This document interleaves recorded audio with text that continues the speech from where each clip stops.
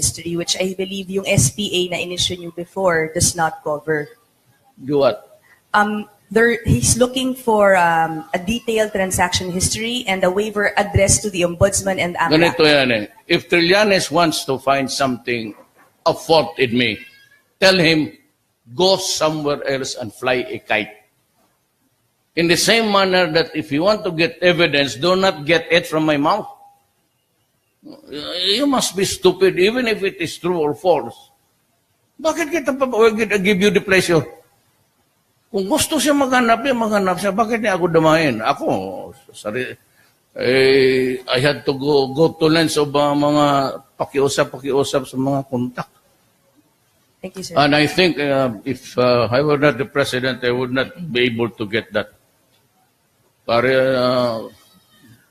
But itong Amerikano, pati yung iba, they are very strict sa money laundering because ang concern talaga, and you can ask them, is drug cartel, pati terrorism. Especially yung transmission. Kaya si Noblesa, nalaman namin yung terrorism eh. So, nakuha namin. Ito, Mandilon, but we have to prove to them. Kasi lahat ng account niya below the amount that would raise the alarm. Marunong talaga ang... This is a guy that who spent public money for his education and all. And pag magkudita, tapos ayan. Manghingi, and he has a debt problem. Believe me, he has. Kaya natagtaka ako kay Ombudsman. That's why I'm criticizing her.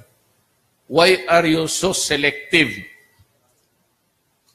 Wala kaming nakitang dilaw na in-expose mo.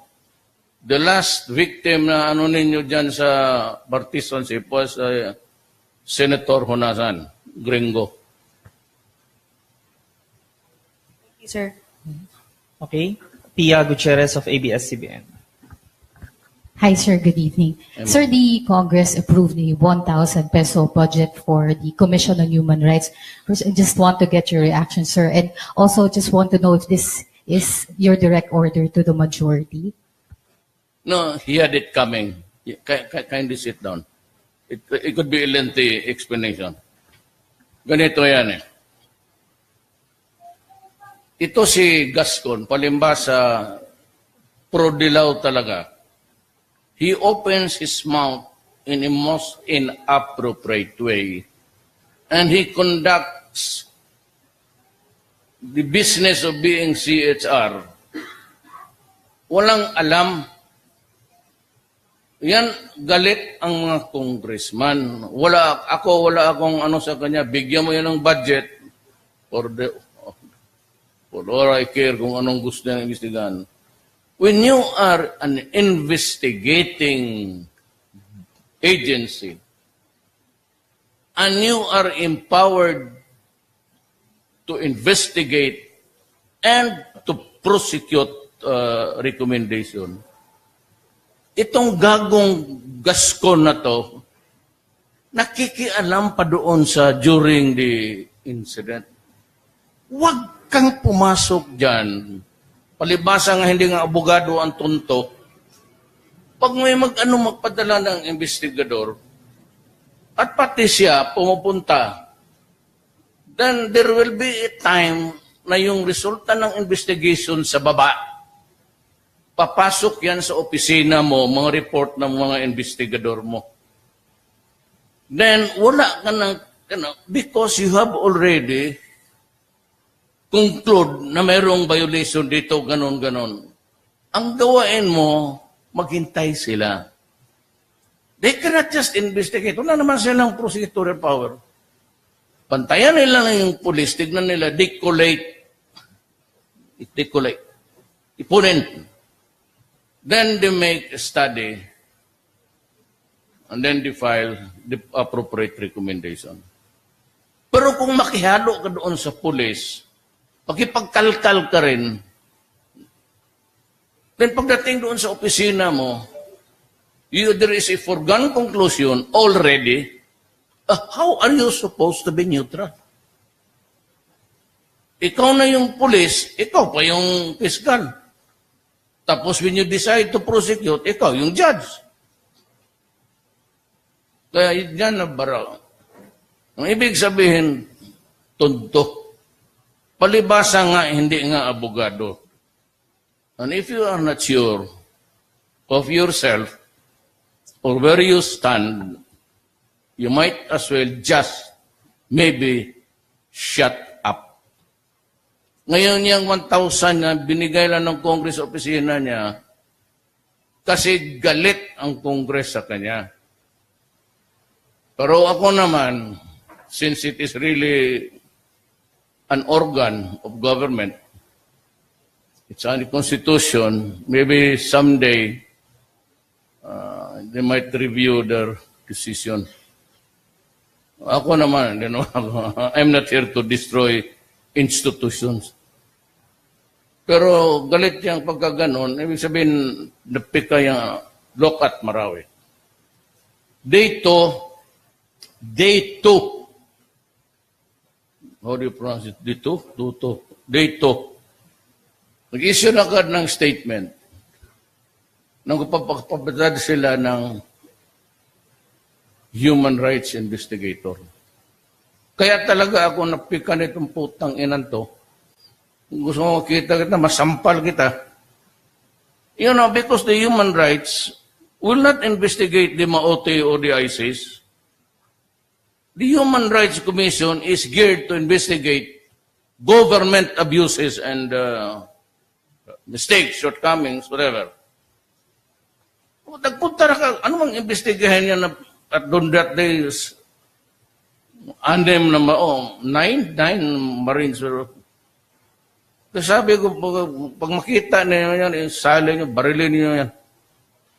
You're obstructing a warder that magtanong-tanong ka sa mga sundalo, kita mo, bakit ako galit dito? I have lost so many soldiers and policemen. Who declared the martial law? Ako. Who sent the policemen to hell? Ako. And the soldier. At the end of the day, who would do the explanation? I will. Kaya tapos, bago pa lang, sige na kayo ng salita dyan. Ay, sabi nila matagal. Kasi pinigil lang ko yung military. That's why I won the third month. Kasi how am I supposed to decide that? They sabi nila, there are 70 hostages. Mayroon 120. Sabi nila, as far as 300. Pag binumba mo yung moske, pugpugin mo yan, patayin mo lahat doon. Would it sit well with the Muslim world? You have to remember, hoy, mga Juto, that there are about 2 million Filipinos working in the Muslim states all over. Remember that. You just cannot decide na, sige, patayin mo, bumbahin mo yung moske. Paano yung mga Pilipino na doon sa Middle East? Pakatay mo. Hindi ganun kadali kasi ang trabaho ng madali. Kasi sabi ko sa military, huwag ninyong pulpugin yung moske. Tapos gusto nilang pumasok, sabi ko, pag-isipan ninyong mabuti because once there is an overt act to puputulin yung ulo lahat. Kung ilinya yung ulo na yan, sino naman yung tao magtanungin ng Pilipino? Why? Sino magsagot? Military? They act upon the orders of the President. Police? Ako yan, panagot. Hindi sila. Performance of duty na in obedience to the lawful authority, the President to give the order. Me?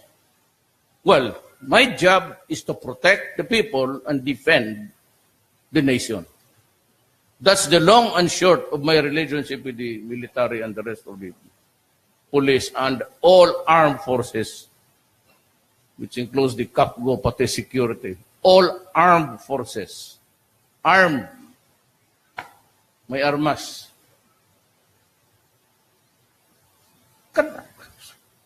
Madali sabihin. Tingnan mo yung gira niya. Sabihin ko lang, pasukin na ninyo yung bukas.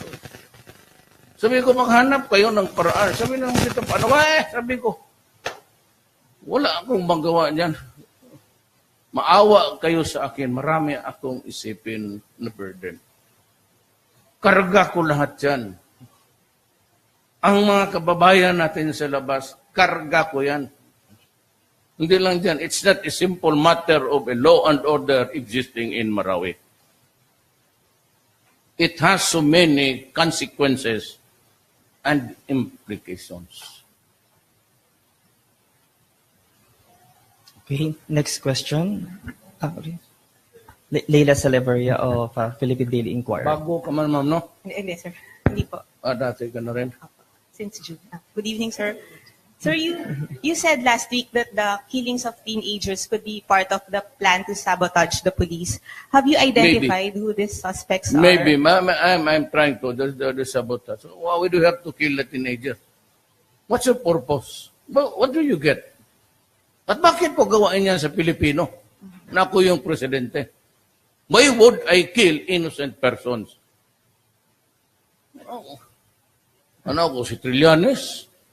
By the way, si Trillanes sabi niya, Duterte should see a psychiatrist. Pumunta na po ako ng psychiatrist. Nagpakonsulta na ako. Tapos there was a series of questions at binigyan ako ng aptitude test. Pagkatapos sabi niya, bata, maswerte ka. Bakit, sir? Doc, stage 1 ka lang sa insanity. Yung isang pasyente ko, stage 3. Sabi ko, sino yan siya, Doc? Di, TRILILING. Kaya nga TRILILING tawag eh.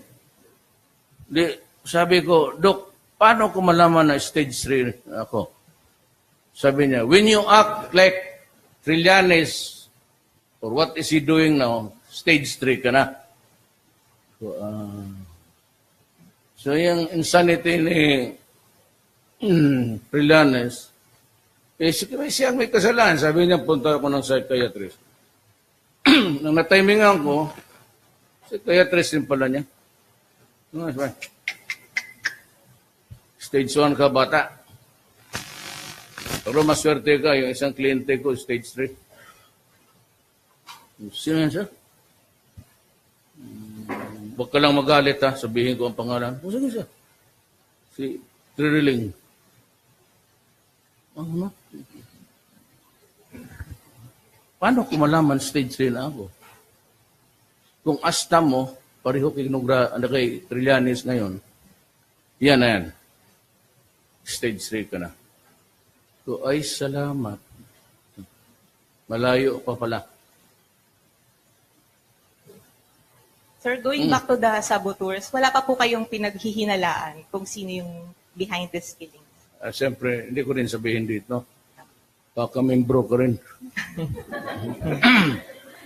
Pero sir, based on the information that you got, how exactly are they planning to use this and what's their end game? Again, the question is very clear. Sir, based on the information that you got, how exactly are these saboteurs planning to use the killings against the administration and what is their end game? I don't know. It's always, alam mo, ang politika dito. Ang politics dito sa Pilipinas, saraan talaga. Before the election, billion ang 211. Sabi ko, you are in power.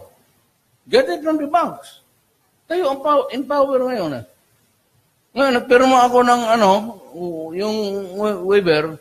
Gusto pa ng, sabi ko, gago ito. Nagpakita ka ng account, nag-waive ako, gusto pa niya ng iba. Sinuwerte ka. Sabi ko, wala ako niyan. Sinasabi ko, nag-waiver na nga ako eh. Sabi mo, bilyon-bilyon. 211 million. O sabi ko, kung meron ako niyan, mag-withdraw ako pagka-presidente. Ngayong presidente na ako, kung meron ako niyan, bababa ako pagka-presidente. Thank you. Sige, ibigay ko sa kanila. Kasi ang mag-Secretary of National Defense, siya man daw. O ambisyon niya, alam mo ito si TRILILING, adre kung bright ka, bakit hindi ka Vice President? Ako yung minamata mo, ako yung Presidente. Ikaw yung believe sa sarili, sobra. Alam mo kung mahusay ka na magiting ka talaga na lalaki, if you are really that wise and that bright and everything, you ought to, or you should be the Vice President now. Kaya tumahimik ka nga. Doon ka lang sa kudita. Yan ang ano niya, style niya. Tigas-tigas. When once, my son, I said, hindi lang sinabi ni Pulong. Sabi ko, look, pag magtanong siya, Mr. Senator, you want me to go to prison, correct? Yes. And you want evidence, is that right? Yes. So, you want to get the evidence now. That's why we have this hearing, right? Oh, yes. Eh, ganun talaga ang sagot niya. You want me to go to jail, right? But you're looking for the evidence, correct? Yes. Kung hindi ka gago, get your evidence somewhere else. Do not get it from my mouth. Bakit ako gamitin mo sarili ko? Loko-loko ka ba? Yan ang problema sa hindi abogado, tapos pa-bright-bright. Pagalit-galit, patapang-tapang. O kita mo yun, gusto ni Gordon na expel siya. It might come because yung behavior niya talaga. Ako, ganun rin. Maybe, kung ako rin ang nasenador, ma-expel kasi yung bunganga ko minsan kasi, hindi ko mapigilan. Ewan ko. Okay. Mr. President, our last question po. Joseph Sir? Morang of GMA7. Sir, good evening. Yes, sir. Sir, hindi na ako tatayo, baka makaharang lang. Sir, I'd like to go back to Senator Trillanes, and I just want to make sure that I don't misquote or misunderstand what you said. You said that for him to just go somewhere else and fly a kite. So in relation to his dare, you're not calling the dare, sir. I mean, you're declining his dare, no? Ibig sabihin, I don't know his IQ, the IQ quotient. Maybe he's just lucky that he was able to enter PMA. But ang quotient ito tingin ko ni Trillanes, it's about 14. Hindi nga mabot ng 15. And look at his crazy thing, his many antics dyan sa senador. Calling the senators by name, insisting on a question that is not really relevant or not allowed to be asked. Hindi man niya alam yung mga ganon. Yung the right to silence. You know, when I say, I will not answer you because my answer might incriminate me. It's just yung blanco nga, wag mo ako manghanapan ng mali. Gusto mo wag sa bunga ako. And you cannot draw an inference when I invoke a constitutional right. In the same manner, pag sinabi mo, I did it because of press freedom, I cannot infer na ayang babae na yan, galit ka o nabayaran. No one is allowed to make any adverse inference for some guy using his constitutional right. You cannot draw anything. You cannot infer, you cannot imagine anything bad because it is sacred. Hindi mo sabi na silence means consent. It's not allowed. That constitutional right is perfect. Wala ka masabi dyan na kukuha ka ng mga inferences. Na baka ganito, talaga nagsisinang. It's not allowed. So just to be very categorical about it, as dared, are you willing to sign the waivers to your bank accounts? Ilang beses, niluluko niya ako. Taranta. Sabi, ilang beses sa kampanya. During the election, you were around. Kayo ang nasign sa akin ng mag-cover eh. Anong ginawa niya? Tapos ngayon, ako na ang presidente, gagawain pa rin niya. So sabi ko, ikaw, Trillanes, kung bright ka talaga, tangina, vice president ka na ngayon. Bakit ka natalo? Sir, last na lang. No, can give you until 4 o'clock in the morning. No, we waited for you, sir. Order tayo ng breakfast dito, magpa-cater tayo. Bayaran mo. Okay lang, sir. Okay lang, sir. Charge sa office po. Policy naman yan. Okay. Sir, may nabanggit na si Pulong kanina during the press conference sa Davao, but I don't know if you're made aware of what he said. May sinabi siya dun, sir, na isang former president and 3 other people who met at the U.S. Embassy to discuss maybe a strategy to deal with him, and by association with the UN. Would you be able to disclose such information also? I do not know anything about that. But I meet, hindi naman regular, but my favorite talking, si President Ramos, si Gloria Arroyo. Yung isa, ano ba yung tsura niya? Nakalimutan ko na eh. Ano ba yun siya? May buhok tapos may bigote. I cannot remember his face. That I do not talk to him. Kaya sabi niya, there was his reaction by a lady senator. Pero ayaw ko na lang ulitin. He was asked that, how do you find the campaign against illegal drugs? Sumagot siya, wala bang nangyari? Gunggong ka talaga. What nangyari? Wala nangyari. Karami ko ng polis pati sundalo namatay. Tapos walang nangyari. Ganong katindi ang droga. Last 2 days, 2 ang patay ko na polis. Sinabi ko sa inyo, nag-average ako ng 2-3 polis buong Pilipinas patay. One I think was in Bicol, the other one was here in Manila.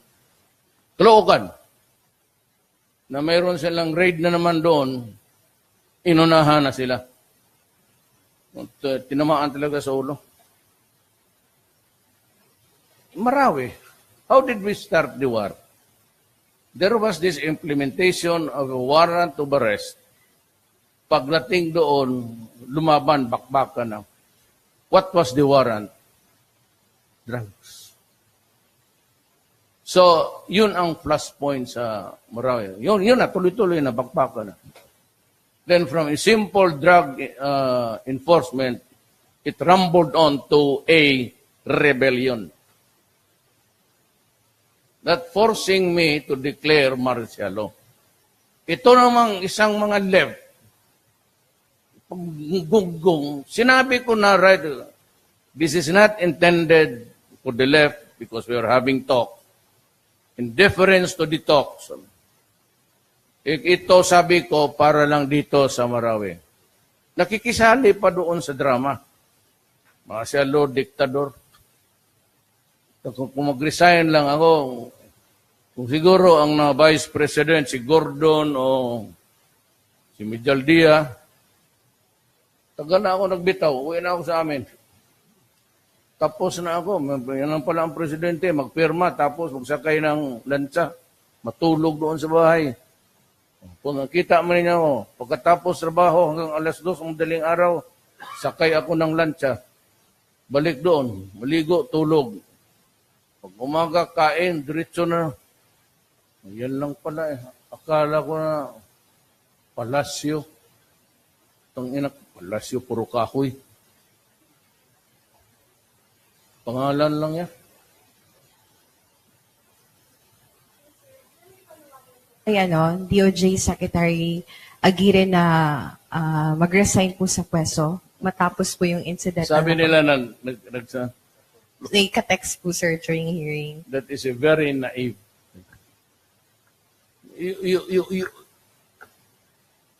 Ayaw ko lang anuhin si Intibero. When two persons talk and you are not a party to it, do not draw conclusions of what they're talking about. For all you know, ang pinag-usapan ng mga gago, babae. Sir, may picture po dun sa text messages, sir, sinasabing parang minamadali po na makasuhan si Senator Ontiveros. Parang minamadali po nila na makasuhan si Senator Ontiveros. Yung exchange po ng text messages po. In connection with what?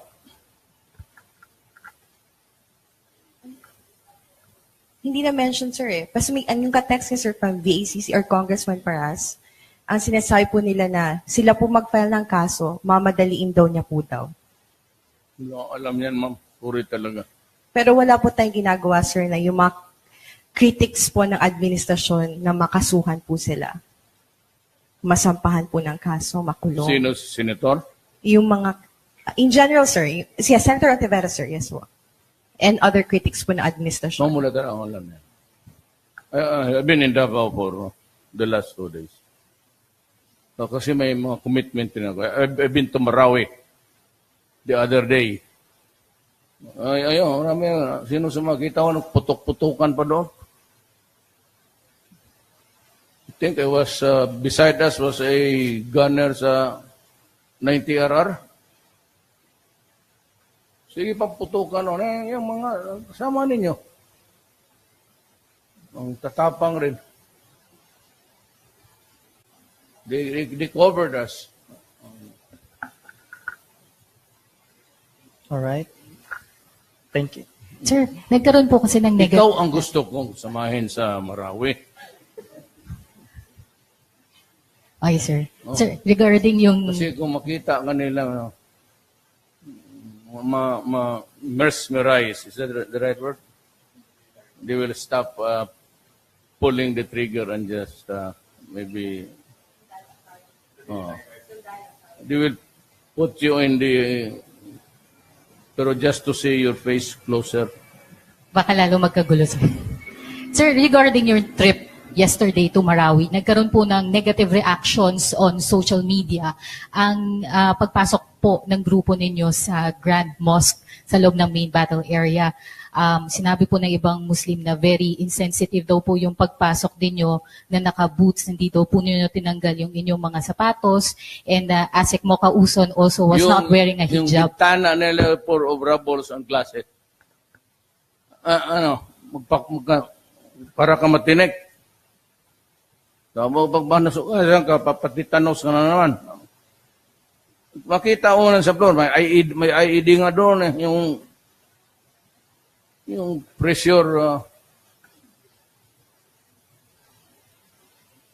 maraming basag na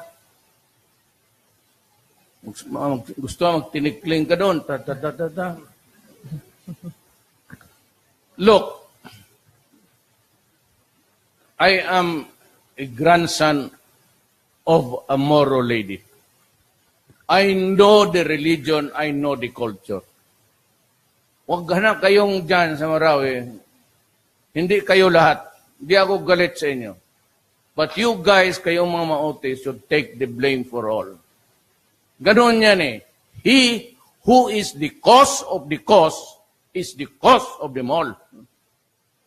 Ikaw yung nag-umpisa, kainin mo yan, tiisin mo yan kasi ikaw yung He who is the cause of the cause is the cause of them all. Magpasugat kami ng paa.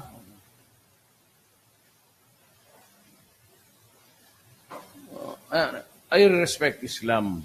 That was the religion of my... There was no... It was not meant to disrespect o dishonor.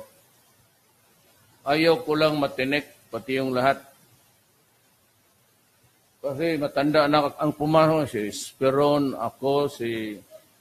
Alam mo, pag masugatan kami, yung matatanda na, putang antagal mag-kill. What it would take, maybe an ordinary soldier yan, yung sundalo na yan, ngayon, edad niya, tamaan niya ng bala, titilaan lang yan, wala na yan. Pero kami matinig, kami na, wala na. Hindi na maayos. Because when you are old, the healing is very, very slow. Kaya kami takot matumba because kung ma-fracture, ganon. Before anything else, it is the right of preservation. Kaya lang kami doon nag-standby. Ayaw marin ang ground commander doon, nandoon kami na pumuputok. Ako gusto kong tignan. Sabi niya, wag, diyan ka lang. Sabi niya, pumasok ka kasi yung bala, ulo. Do not draw unpleasant inferences because nobody wants to dishonor a religion. Me especially. Tagaroon yun, Lanao del Sur talaga ang forebears ko. My Lola married a Chinese guy. So marami silang bakery noon sa Iligan, pati sa Cagayan. All right. Thank you so much po, Mr. Punta President. tayo doon, bigyan ko kayo pan. Masarap ang pag next time po magkain tayo ng kape ano? Ay tama, alas 12 na. Mia Reyes, ang pinakasikat sa ano yung opisina mo nga, PCO? PCO. Happy birthday. Nahiya ka? Hindi, blow out mo na siya. Ngayon, kain tayo sa Jollibee. Ako mag-blow out sa'yo. Sama kayo. Sama kayo? Kaya kung magsama kayo, hindi, mag-uwi na ako. Ikaw, ma'am. Ayaw lang sumama, basta ikaw na lang. All right. Thank you so much po, Mr. President, and maraming salamat po. Good morning.